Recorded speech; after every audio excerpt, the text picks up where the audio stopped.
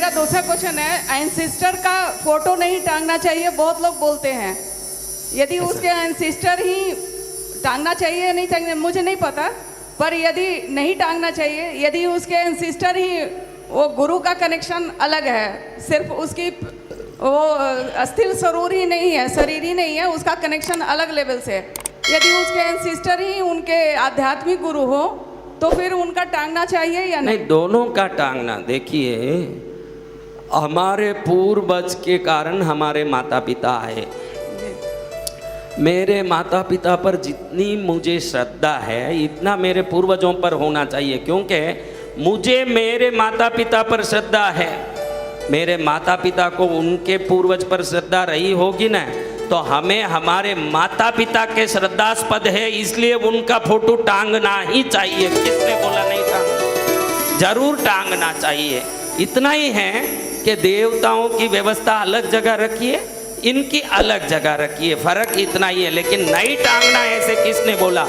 राजाओं के राजमहल में जाओगे तो हाथियों को बांधने की हाथी हस्तीशाला अलग होती है, घोड़ों को बांधने की हस्बशाला अलग होता है, बाकी गायों को बांधने की गौशाला अलग होती है।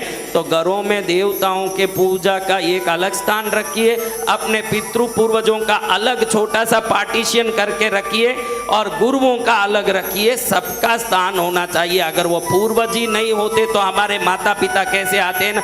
माता पिता नहीं होते तो हम कहाँ से आते? जरूर होना चाहिए उनका फोटो। अगर कोई बोलता है कि एंसेस्टर का फोटो नहीं होना चाहिए तो उसने शास्त्र नहीं पढ़ा है। पूजा ही पहले माता पिता पितृ के बाद ही इष्ट देवता कुल देवता की होती है, पहले देवता की होती नहीं है। पहले माता पिता की पूजा होगी, फिर पितृ पूजा होगी, फिर ही इष्ट देवता कुल देवता की पूजा होती है। इतने पूर्वजों का महत्व है।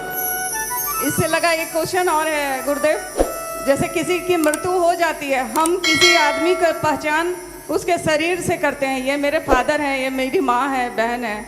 जैसे ही वो शरीर का त्याग करते हैं उनकी पहचान बदल जाती है। वो आत्मा जो है या तो दूसरे में जन्म लेने के लिए तैयार रहती है या विष्णु लोक में स्थान लेती है, जो भी हो।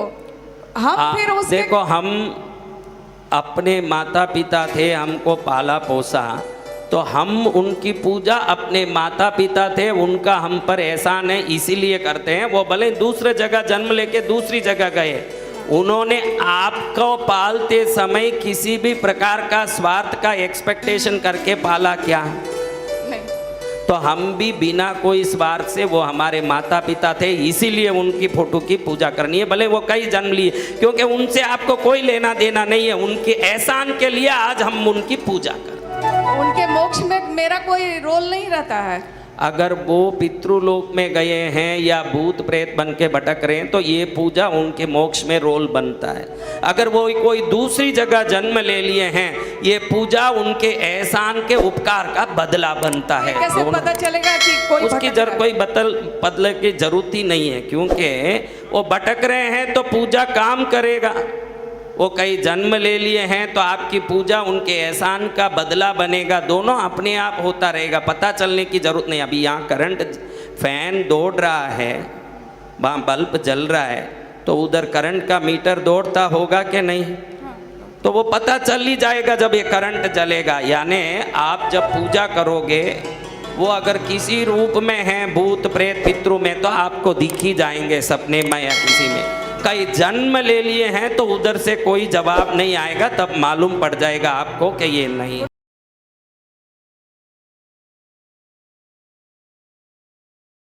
सब्सक्राइब करें वसंत विजय महाराज के YouTube चैनल थॉट योगा को और हमारे वीडियो सबसे पहले देखने के लिए बेल आइकन को दबाना ना भूलें।